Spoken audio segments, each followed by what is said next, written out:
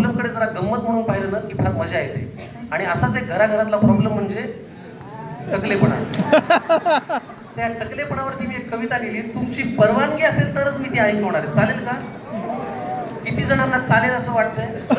चालेल ना? रागवून कुणी तुमचा कार्यक्रम. चला, तर मी आता ही कविता मोबाईल वगैरे काढू नका, रेकॉर्ड करू नका, बघा कशी वाटतेय. आपल्या घरात आता मी त्याच मार्गावर आहे, आमचे बाबाही आहेत, तर त्याच्यामुळे हे काही लाजण्याचं प्रकरण नाही, उलट साजरं करायचं प्रकरण आहे. आहेत तू त्यांना अजून जवळून पाहिलं नाही.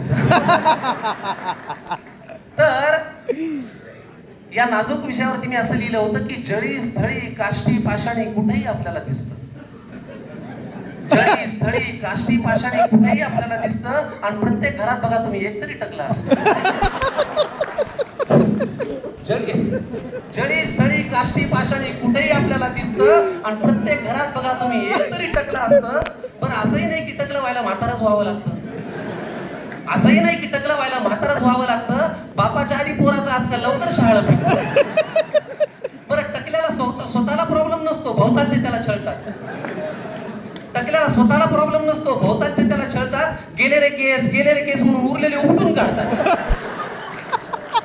बरं, जेव्हा पडायला लागतं ना टक्कल आणि केस लागतात गळू, जेव्हा पडायला लागतं ना टक्कल आणि केस लागतात गळू, वेगवेगळ्या आकारात उघडी पडते ही गुळगुळीत टाळू.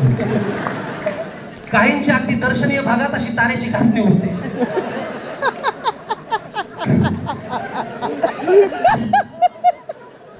काहींच्या अगदी दर्शनीय भागात अशी तारेची घासणी उरते आणि तीच त्यांना आयुष्यभर भांग पाडायला उरते.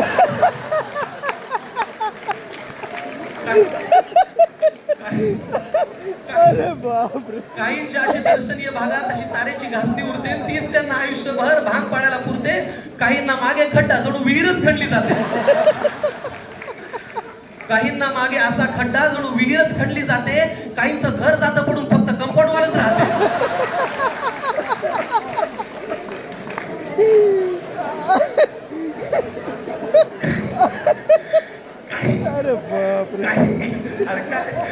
काहींना मागे खड्डा जणू विहीरच खणली जाते. काहींचं घर जातं पडून फक्त कंपाऊंडवरच राहते. काहींची टाळू तर अशी मऊ जणू बेसनाचा लाडू दिसावा. काहींची टाळू तर अशी मऊ जणू बेसनाचा लाडू दिसावा. असं वाटतं हळूच जाऊन त्याच्यावर काजूचा काप पोचावा. आता नवीन उपचार आलाय म्हणे. आता नवीन उपचार आलाय म्हणे, ट्रान्सप्लांट करून रोवायचं. आता नवीन उपचार आलाय म्हणे, ट्रान्सप्लांट करून रोवायचं. हे म्हणजे जंगलातलं गवत उपटायचं, नांगणामध्ये लावायचं. हा, लाखो रुपये खर्च करून रूप पैशात का मोजायचंय? लाखो रुपये खर्च करून रूप पैशात का मोजायचंय? निसर्गाने दिलं ते निसर्गाने नेलं, त्याच्यात काय लाजायचंय? पण काहींच्या आयुष्याचे प्रश्न मात्र टक्कल पडल्यावर सुटतात आणि काही ठार येडे सुद्धा केस गेल्यावर उगीच बुद्धिमान वाटतात. असो, उगाच एखाद्याला जिव्हारी लागेल हा विषय फार ताणू नये.